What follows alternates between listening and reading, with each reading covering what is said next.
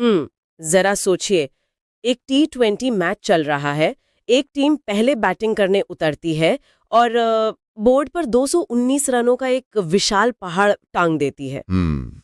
219 run मतलब आज के दौर में भी एक बहुत बड़ा स्कोर है। बिल्कुल, और सिर्फ इतना ही नहीं, उनका एक युवा ओपनर मैदान पर ऐसा तूफान लाता है कि सिर्फ 28 गेंदों में 74 रन ठोक देता है। अरे वाह! हाँ, और वो भी 264 के अविश्वसनीय स्ट्राइक रेट से।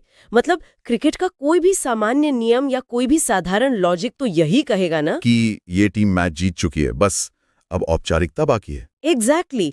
लेकिन होता इसके बिल्कुल उलट है। ये टीम न सिर्फ वो मैच हारती है, बल्कि विरोधी टीम 19वें ओवर से पहले ही इस 219 रनों के लक्ष्य को ऐसे रौंद कर निकल जाती है जैसे वो कोई मामूली अभ्यास मैच हो। हाँ, और यही बात इस मैच को इतना खास बनाती है। सही कहा।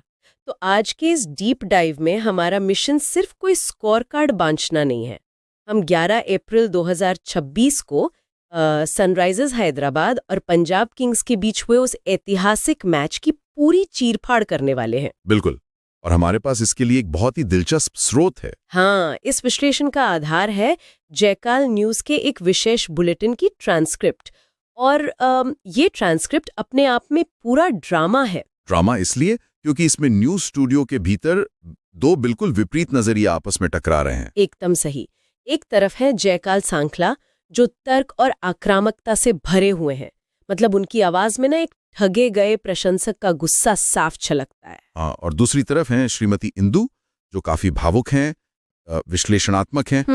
वो इस हार के पीछे के मानवीय दर्द को देख रही हैं। इस बुलेटिन की सबसे खास बात यही है कि ये क्रिकेट को सिर्फ बल्ले और गेंद के खेल से निकालकर मानवीय मनोविज्ञान के सबसे कच्चे रूप में पेश करता है। बिल्कुल, मतलब जब हम उस बुलेटिन के विवरण को पढ़ते हैं ना, तो स्टूडियो की तेज सफेद लाइटों के बीच जयकाल सांखला का बार बार मेज पर हाथ पटकना, हाँ, वो सिर्फ कोई नाटकीयता नहीं है। नहीं, बिल्कुल नहीं। वो सामूहिक हताशा का प्रतीक है जो उस रात हर दर्शक महसूस करा था। सही कहा। और वहीं श्रीमती इंदु के चेहरे की गहरी उदासी एक बिल्कुल अलग ही कहानी कह रही है। वो उस त्रासदी को डिकोड कर रही हैं जहां एक व्यक्ति का सर्वश्रेष्ठ प्रदर्शन उसी की टीम की सामूहिक विफलता के मलबे के नीचे दबकर दम तोड़ देता है। ये बहुत गहरी बात है ना? और ये स्थिति सिर्फ खेल के मैदान तक सीमित नहीं है। हम अक्सर कार्यक्षेत्रों में या बड़े प्रोजेक्ट्स में देखते हैं कि कैसे किसी एक बेहद टैलेंटेड व्यक्ति की पूरी मेहनत सिस्टम की कमजोरी के कारण शून्य हो जाती है। बिल्कुल शून्य में तब्दील हो जाती है। और यही बात हमारी आज की इस चर्चा को इतना प्रासंगिक भी बनाती है। तो चलिए उस रात के पहले अध्याय से शुरू करते हैं, उस जादुई दौर से जिसने हैदराबाद के लिए इस मैच को एक समय पूरी तरह से एक तरफा बना दिया था। हाँ, अभिषेक शर्मा की वो आतिशी पारी। बाप रे, क्या पारी थी वो! 28 गेंदों में 74 रन, 8 गगनचुंबी छक्के और ट्रेविस हेड के साथ मिलकर 120 रनों की ओपनिंग पार्टनरशिप। 120 रन की पार्टनरशिप, वो भी इतनी जल्दी।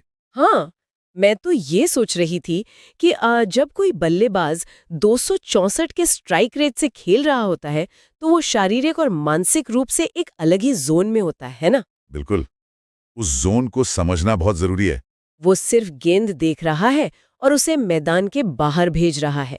ऐसा लगता है जैसे किसी ने रातों रात एक बेहद खूबसूरत और मजबूत महल खड़ा कर दिया हो, सिर्फ ये देखने के लिए कि अगले ही दिन उसकी बुनियाद ढह जाए। एकदम सटीक। वो अपनी टीम के लिए जीत की एक ऐसी बुनियाद रख रहा था जिसे देखकर लग रहा था कि ये तो अभेद्य है, इसे कोई नहीं तोड़ सकता। और पता है, जब ये खिलाड़ी उस मानसिक स्थिति में होता है ना, तो उसके लिए मैदान के गैप्स बड़े हो जाते हैं। गेंदबाज की गति उसे बहुत धीमी लगने लगती है। उसका खुद का आत्मविश्वास चरम पर होता है। बिल्कुल, वो अपनी टीम के लिए सिर्फ रन नहीं बना रहा होता, वो सामने वाली टीम के मनोबल को पूरी तरह से कुचल रहा होता है। सही बात है। लेकिन यहीं पर श्रीमती इंदु का नजरिया इस पूरी कहानी में गजब की गहराई लाता है। बुलेटिन में उनका रुंधा हुआ गला, हाँ, और उनकी वो टिप्पणी कि उस लड़के पर क्या गुजर रही होगी। उफ, ये सुनकर रोंगटे खड़े हो जाते हैं। बिल्कुल, ये हमें खेल के उस स्या पक्ष की ओर ले जाती है जिसे अक्सर नजरअंदाज कर दिया जाता है। 219 रन बोर्ड पर टांगने के बाद, अपना 100% से भी ज्यादा देने के बाद जब वो खिलाड़ी हारने वाली टीम की ड्रेसिंग रूम में बैठता है, तो वो जो जोन था ना, वो एक बहुत गहरे सदमे में बदल जाता है। ये एक बहुत ही क्रूर एहसास है। मतलब एक युवा खिलाड़ी के लिए ये सोचना कि 8 छक्के मारने और 264 की गति से रन बनाने के बावजूद मेरी टीम हार गई। हाँ, ये उसके खुद के खेल पर एक सवालिया निशान लगा सकता है। बिल्कुल। क्या अगले मैच में उसे लगेगा कि मुझे 200 नहीं बल्कि 300 के स्ट्राइक रेट से खेलना होगा? या फिर क्या उसे अपनी ही टीम के गेंदबाजों पर से भरोसा उठ जाएगा? ये एक बहुत बड़ा सवाल है। क्या खेल मनोविज्ञान में इसे कुछ कहते हैं? हाँ, खेल मनोविज्ञान में इसे आइसोलेशन ऑफ एक्सीलेंस या उत्कृष्टता का अलगाव कह सकते हैं। आइसोलेशन ऑफ एक्सीलेंस, दिलचस्प है। मतलब जब कोई खिलाड़ी टीम के बाकी सदस्यों से इतना आगे निकल जाता है और फिर भी टीम हार जाती है, तो एक तरह की मनोवैज्ञानिक दरार पैदा हो जाती है। और श्रीमती इंदु इसी दरार, इसी मानवीय दर्द को महसूस कर रही हैं। उनका दर्द सिर्फ आंकड़ों तक सीमित नहीं है, वो उस युवा खिलाड़ी के टूटे हुए मनोबल को छू रहा है। बिल्कुल। लेकिन दिलचस्प बात यह है कि उसी न्यूज स्टूडियो में श्रीमती इंदु की उन भावनाओं से महज कुछ फीट की दूरी पर जयकाल सांगला का पारा 7वें आसमान पर है। एकदम। उन्हें अभिषेक शर्मा के दर्द से ज्यादा हैदराबाद के गेंदबाजों के पतन पर गुस्सा आ रहा है। और उनका गुस्सा जायज भी लगता है एक तरह से। वो कैमरे की तरफ देखकर सीधे सवाल दागते हैं, नाम बड़े और दर्शन छोटे। हाँ, और वो यहां तक कह देते हैं कि क्या ये इंटरनेशनल क्रिकेट है या गली का तमाशा? गली का तमाशा, बहुत कड़े शब्द हैं ये। उनके गुस्से का केंद्र वो बॉलिंग यूनिट है जिसने 219 रनों का बचाव करते हुए पूरी तरह से घुटने टेक दिए। हाँ। जयकाल का गुस्सा विशुद्ध रूप से तर्क और जवाबदेही पर आधारित है। मतलब जब आपके बल्लेबाजों ने आपको 219 रन का एक शानदार कुशन दे दिया है, तो एक बॉलिंग यूनिट से ये उम्मीद तो की ही जाती है ना कि वो बुनियादी क्रिकेट खेलेगी। बिल्कुल की जाती है। लेकिन हैदराबाद के गेंदबाजों ने जो किया, वो जयकाल के अनुसार किसी गली के तमाशे से कम नहीं था। हर्षल पटेल जैसे अनुभवी गेंदबाज का 2 ओवर में 39 रन लुटा देना। बाप रे, 2 ओवर में 39 रन। हाँ, ये इस बात का प्रमाण है कि पूरी व्यवस्था ताश के पत्तों की तरह बिखर गई थी। मैं यहाँ थोड़ी देर रुककर एक सवाल पूछना चाहूंगी, क्योंकि ये कुशन वाली बात मुझे थोड़ी उलझा रही है। हाँ, पूछिए। देखो, 219 रन का पहाड़ बोर्ड पर है। सामने वाली टीम को हर ओवर में लगभग 11 रन चाहिए, जो कि आसान नहीं है। बिल्कुल आसान नहीं है। ऐसे में गेंदबाजों पर से तो दबाव पूरी तरह हट जाना चाहिए था ना? क्या ये वास्तव में स्किल की कमी थी, गेंदबाजों की तकनीकी अक्षमता थी, या फिर कुछ और? ये बहुत ही शानदार सवाल है।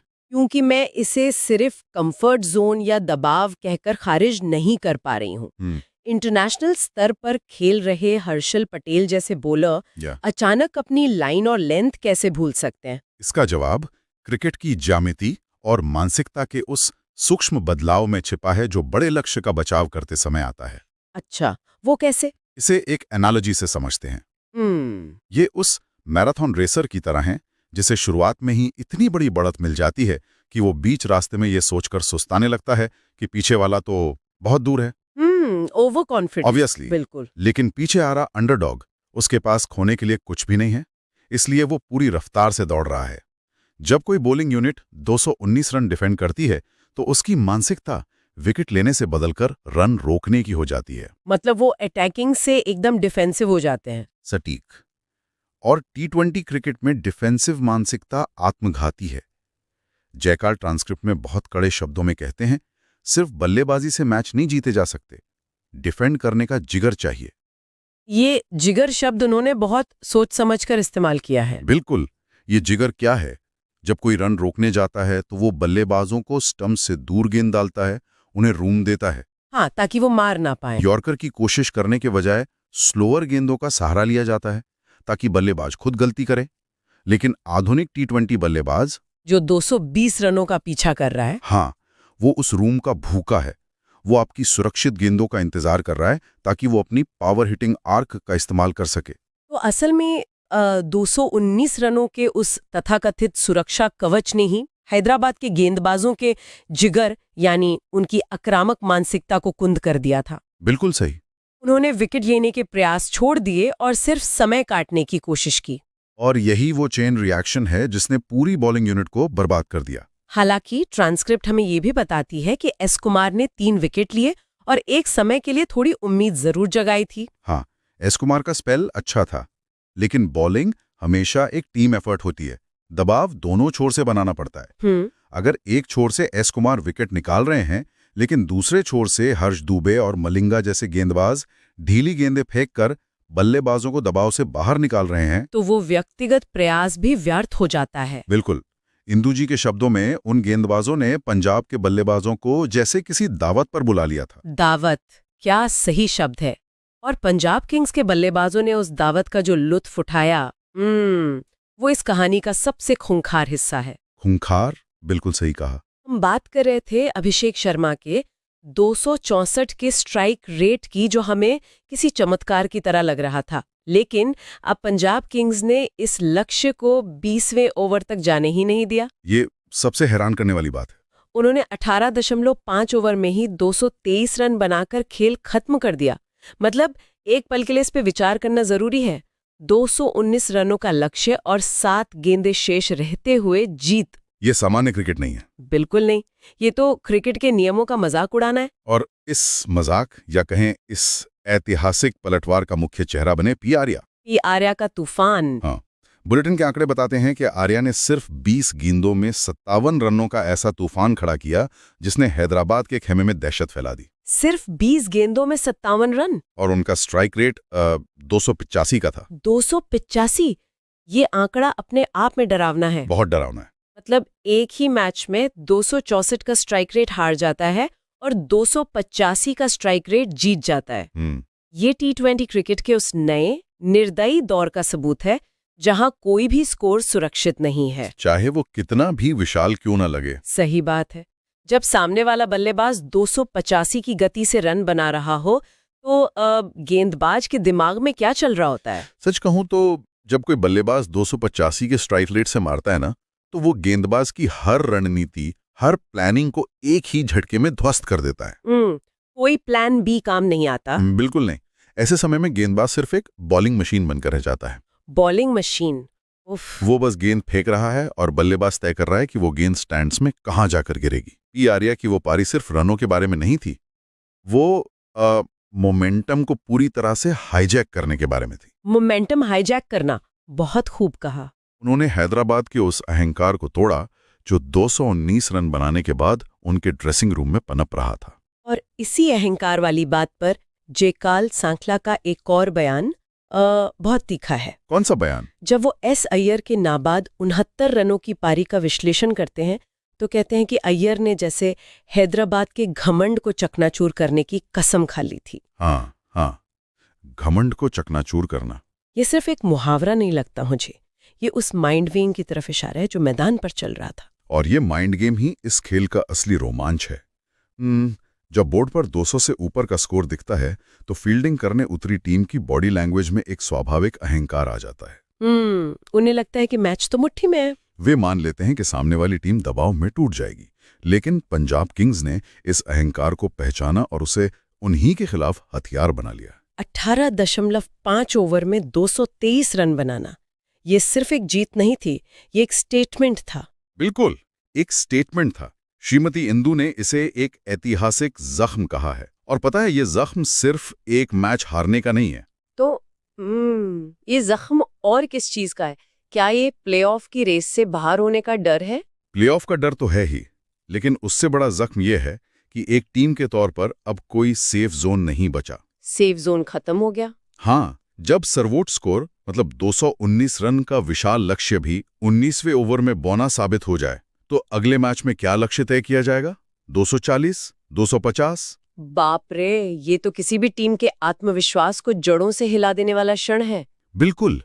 किसी भी कप्तान के लिए ऐसी हार के बाद ड्रेसिंग रूम में जाकर अपने गेंदबाजों की आंखों में देखना और उन्हें ये विश्वास दिलाना कि हम वापसी कर सकते हैं, ये एक सच्चे दुष्स्वप्न जैसा होता है। पंजाब ने सिर्फ रन नहीं चेस किए, उन्होंने हैदराबाद के मानसिक संतुलन को हाईजैक कर लिया।